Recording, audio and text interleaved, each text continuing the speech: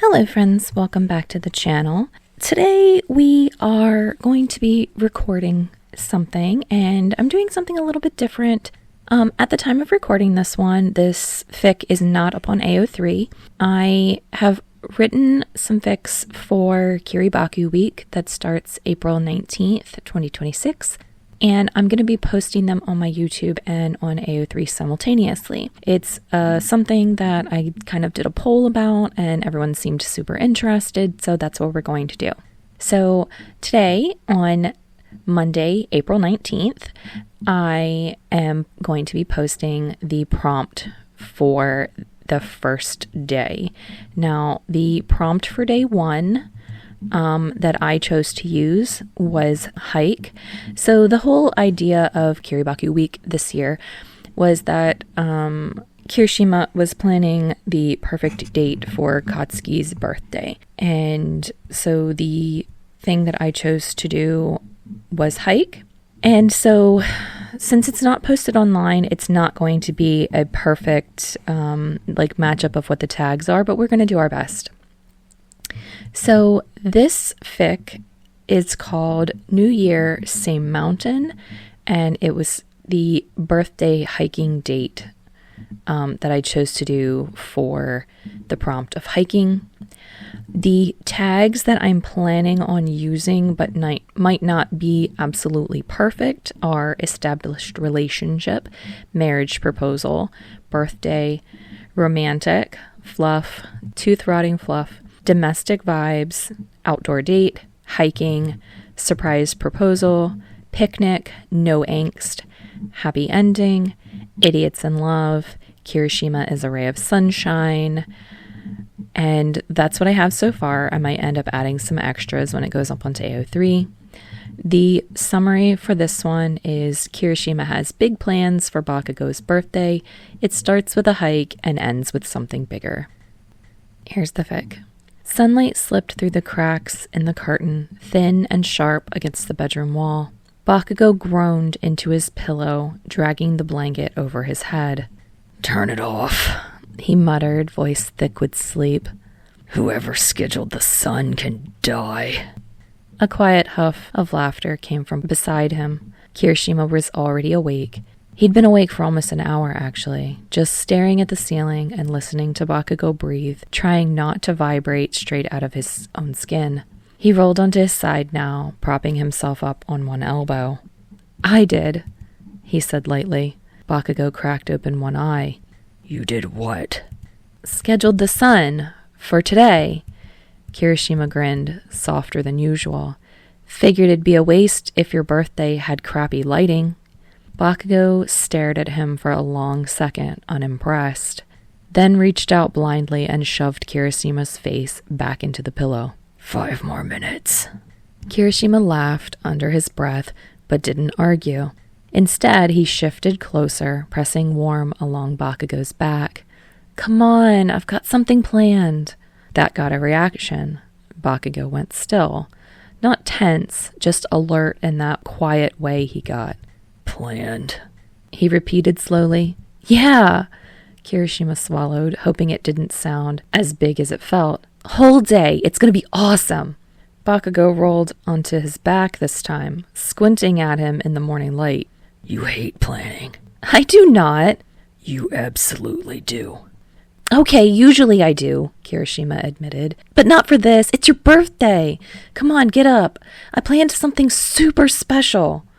Bakugo groaned again, rolling onto his back. "Special, huh? What, are we training or something?" Kirishima shook his head so hard his hair bounced. "Nope, nothing dangerous, nothing exhausting, I promise. Just fun, birthday fun." Bakugo rolled on his side, propping himself up on an elbow this time, scrubbing his other hand down his face, eyes narrowing as he looked at Kirishima properly now. "You're being weird," he said flatly. Kirishima blinked. "What? No, I'm not." "You're grinning like you swallowed a secret." "That's not even a thing." "It is when you do it." Kirishima huffed a laugh, trying for casual. "It's your birthday. I'm allowed to be excited." His gaze dragged slowly over Kirishima's face, studying him in a way that felt unfairly perceptive for someone who'd been half asleep 30 seconds ago. Excited is one thing. You're vibrating. I'm not. Yes, you fucking are. There was a beat. Then Bakugo's mouth twitched, not quite a smirk. What'd you do? Not accusing, just curious. Kirishima hesitated for a fraction too long. Bakugo caught it immediately. Eijiro. It's nothing bad, Kirishima said quickly. I just planned something, that's all. You'll like it.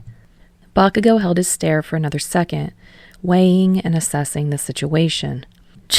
Fine, he muttered, standing up. But if it's some over-the-top embarrassing crap... It's not, Kirishima said, softer now. Promise. Bakugo glanced at him again at that tone.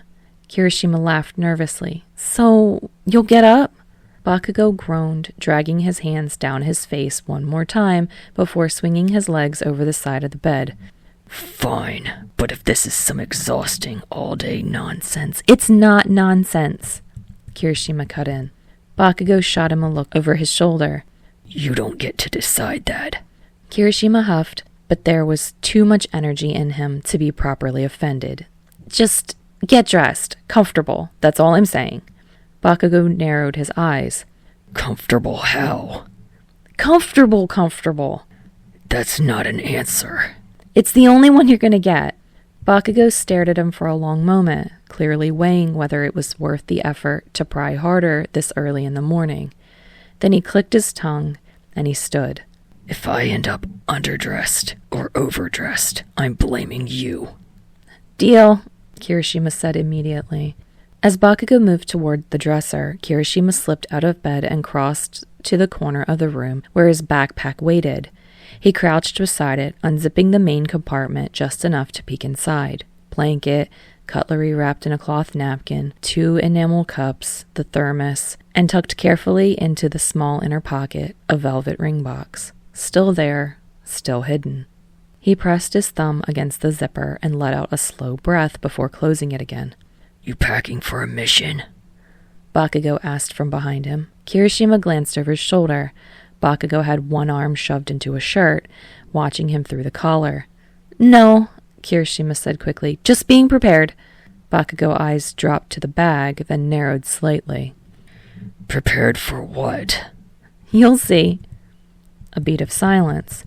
That better not be all the food, Bakugo said, because I'm not surviving on protein bars. Kirishima snorted. Relax, the good stuff's still in the fridge. That earned him a look. Good stuff, Bakugo repeated, flat. I told you, Kirishima said, standing before Bakugo could step closer. I've got it handled. Bakugo studied him for another second. You're not letting me carry anything, are you? It's your birthday, Kirishima said simply. Bakugo clicked his tongue. Fine, but if you drop something, I'm not helping. Kirishima grinned. Wouldn't expect you to. You packing like we're leaving the country? Bakugo asked from behind him. Kirishima grinned, unable to help it. That's all I needed. He slung the backpack over his shoulder before Bakugo could get any closer to it and headed for the kitchen. Bakugo followed at a slower pace, arms crossed. You said something about food. Yeah, Kirishima said, already opening the fridge. I made some stuff. Bakugo stopped in the doorway. You made stuff? Don't sound so shocked. I am shocked. Kirishima pulled out a small cooler he had stashed on the bottom shelf and set it on the counter. He kept his body angled just enough to block the inside from view while he checked the containers one last time. Still sealed, still intact, still good. Bakugo stayed in the doorway, arms crossed, watching him. You're in the way, he said flatly. Kirishima blinked over his shoulder. I'm literally at the counter. You're standing like you're hiding something. I'm not hiding anything. Bakugo's eyes dropped pointedly to the cooler, then back up to his face. You're guarding it. Kirishima huffed a laugh that came out a little too quick. It's food, not classified intel. Then move. There it was, the challenge. For half a second, Kirishima didn't. Bakugo's brow twitched, slowly, deliberately. Kirishima shut the cooler and snapped the latches closed before sliding it into the canvas bag. "See?" he said lightly. "All good." Bakugo didn't look convinced. You planning to feed an army? "Nope." Then why 2 bags? "Because," Kirishima said, slinging the cooler bag over his shoulder and reaching for the backpack, "I like being prepared." Bakugo's gaze sharpened again. Prepared for what? Kirishima met his eyes this time. "Babe, just trust me." Silence stretched between them. Bakugo clicked his tongue and finally pushed off the door frame. Fine, he muttered. But if I'm starving in an hour, I'm blaming you. A small smile tugged at Kirishima's mouth. "You won't be." Time passes. The car ride was quiet. Not awkward, it was just early. Bakugo had one elbow hooked against the door, chin resting in his palm as the city slid by outside the window. Kirishima kept both hands on the steering wheel, posture just a little too straight to be natural. You're gripping that like it's gonna run away, Bakugo muttered. "I am not." You are. Kirishima flexed his fingers deliberately and loosened them. "I just don't want to spill anything." There is nothing to spill, Bakugo said, glancing at the back seat where the cooler bag sat wedged carefully beneath Kirishima's seat. Unless you packed soup. "I didn't pack soup." Silence settled again, comfortable and familiar. The kind built over years of sitting beside each other without needing to fill space. It lasted about 5 minutes. Then Bakugo's eyes shifted towards the windshield. You missed the turn. No, I didn't. Yes, you did. That route's faster. I know. Bakugo went still. Outside the windows, buildings thinned. Concrete gave way to trees. The roads narrowed. Recognition flickered across Bakugo's face, subtle but unmistakable. You're kidding, he said. Kirishima tried for innocent, failed instantly. What? Bakugo looked out at the tree line, then back at him. This better not be what I think it is. Kirishima's grin gave him away. A beat. Then Bakugo leaned back in his seat with a quiet scoff. Idiot. There was no heat in it. Time passes. The air was cooler at the trailhead, thinner somehow. The gravel crunched under their boots as they stepped out of the car. Bakugo stood still for a second, taking it in. The old wooden sign, the start of the path winding up between trees, the faint scent of pine and earth. We haven't been up here in a while. Yeah, Kirishima replied, adjusting the straps of his backpack. Figured it was time. Bakugo glanced at him sidelong. You planning to race me? Only if you're scared I'll win. A spark lit instantly in Bakugo's eyes. Keep dreaming. They started up the trail without another word. The first stretch was easy, familiar rhythm settling into their steps. Gravel gave way to packed dirt. Sunlight filtered through trees in shifting patterns across the ground. Kirishima was hyper-aware of everything. The weight of the backpack, the steady thud of his pulse, the way Bakugo's shoulders brushed his every so often when the path narrowed. Halfway up, Bakugo shot him a look. You're quiet. I'm hiking. You talk when you hike. Do not. You absolutely do. Kirishima huffed a laugh, nudging him lightly with his shoulder. Maybe I'm conserving energy. For what? The question landed heavier than Bakugo probably meant it to. Kirishima's grip tightened slightly on his straps. For the view. Bakugo studied him for a second longer, then snorted and picked up the pace. Try to keep up. Kirishima grinned and followed. Time passes. The wind at the summit was sharper than it had been below on the trail, tugging at Kirishima's shirt and pushing Bakugo's hair back from his forehead. The city looked small from up here, distant and quiet. Kirishima tried to focus on the view, on the skyline, on literally anything that wasn't the small velvet box buried at the bottom of his backpack. Bakugo dropped down onto the flat rock they always claimed as theirs and tipped his head back towards the sun. Took you long enough, he muttered, though he wasn't even breathing hard. I thought you said you planned something special. This better not be trail mix and a thermos. It's not just trail mix, Kirishima shot back, maybe a little too quickly. He slid the pack off his shoulders and knelt beside it, fingers clumsy as he unzipped it. I packed real food, you know. Birthday-worthy stuff. Bakugo snorted. You can't cook. Rude. I absolutely can cook. You almost set the kitchen on fire last week. That was one time. Kirishima took a deep breath and reached for the cooler first, gently pulling out the blanket and shaking it free before laying it across the rock. The folds smoothed perfectly under his hands. Next, he dug into the small inner pocket of his backpack, pulling out the velvet box. He placed it carefully on the blanket, angled so it caught a stray patch of sunlight and didn't scream for attention. Bakugo was still facing the skyline, leaning back on his hands, eyes scanning the distant city as he made a low hum of appreciation.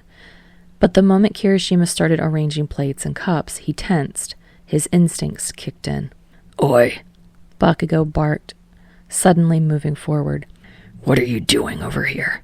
Kirishima froze, heart in his throat, as Bakugo leaned over the blanket to straighten a plate, or maybe make sure Kirishima wasn't messing something up. Then Bakugo's gaze flicked down to the small box. His body stiffened, fingers hovering over it, brows furrowed. What the hell is this? Right. So much for smooth timing. Kirishima rubbed the back of his neck, heat creeping up his face despite the cool air. Okay, so that was supposed to be after everything was set up. Bakugo's eyes snapped to his, sharp, bright, and unreadable. Eijiro. No teasing, no bite, just his name. Kirishima swallowed. The nerves were there, of course they were, but underneath them was something steadier, something solid as the rocks under their boots. He shifted closer instead of away. I figured, he started, then huffed a quiet laugh at himself. I figured there's never going to be a perfect moment, you know? We're always busy, always running towards the next thing, and I kept thinking I'd wait for the right time. Bakugo didn't interrupt, but he didn't look away either. So I stopped waiting, Kirishima said, voice firmer now. We climbed up this trail how many times? Since we were 16? We keep coming back here. It's our thing, and I love that. I love that we keep coming back, and I love you. I love all of you. Your stubbornness, your yelling, your stupid scowls that somehow make me feel all warm and fuzzy inside. Bakugo's grip on the box tightened almost imperceptibly. Kirishima reached out, not just for the box, but for Bakugo's free hand. He laced their fingers together like it was the easiest thing in the world. I want to keep coming back, he said, voice small but steady. Not just here, everywhere. I want to climb every mountain with you. I want to wake up next to you when we're old and grumpy and you're still yelling at me for overcooking breakfast. A breath of a laugh escaped Bakugo before he could stop it. Kirishima smiled at that. God, he loved that sound. I don't need fireworks, he went on softly, or a big crowd. I just need you. So, yeah, that's what this is. That's why his hands fumbled slightly. I want us, together, always. And he took a shaky breath, heart hammering. Katsuki, will you marry me? The question hung between them, fragile and enormous. Bakugo stared at him, at the box, at their joined hands. The wind rushed past, loud in Kirishima's ears. Idiot, Bakugo said finally, voice rough in a way it almost never was. Kirishima's heart plummeted until Bakugo stepped forward, crowding into his space, pressing their lips together. You'd think I'd still be climbing mountains with you if I wasn't planning on staying, he muttered. Kirishima's heart nearly stopped. Bakugo's sharp gaze flicked down to the small velvet box lying open on the blanket. A faint smirk tugged at his lips. Not bad. You could have picked worse. Kirishima laughed, breathless, shaking his head. You really don't do sappy, do you? Bakugo rolled his eyes, but didn't look away. Nope. But, yeah, he said quietly, his voice softer than it had any right to be. Yeah, I'll marry you. Kirishima blinked, stunned, before grinning so wide it lit up the whole summit. You mean it? Do I look like I'm joking? Bakugo muttered, reaching out to lace their fingers together. Idiot. Funny how a birthday date could turn into the first day of forever. All right, friends, thank you so much. I hope that you enjoyed this one. Just a cute, quick little one shot. And then I hope that you'll come back tomorrow for prompt number 2. I will let you know what prompt number 2 is tomorrow, but just know that it's another cute one. They're all super cute. They're all super fluffy because fluffy birthday date for Bakugo is what I want. So that's where we're going to be. All right. I hope that you guys will come back. And if you do, I'll see you next time.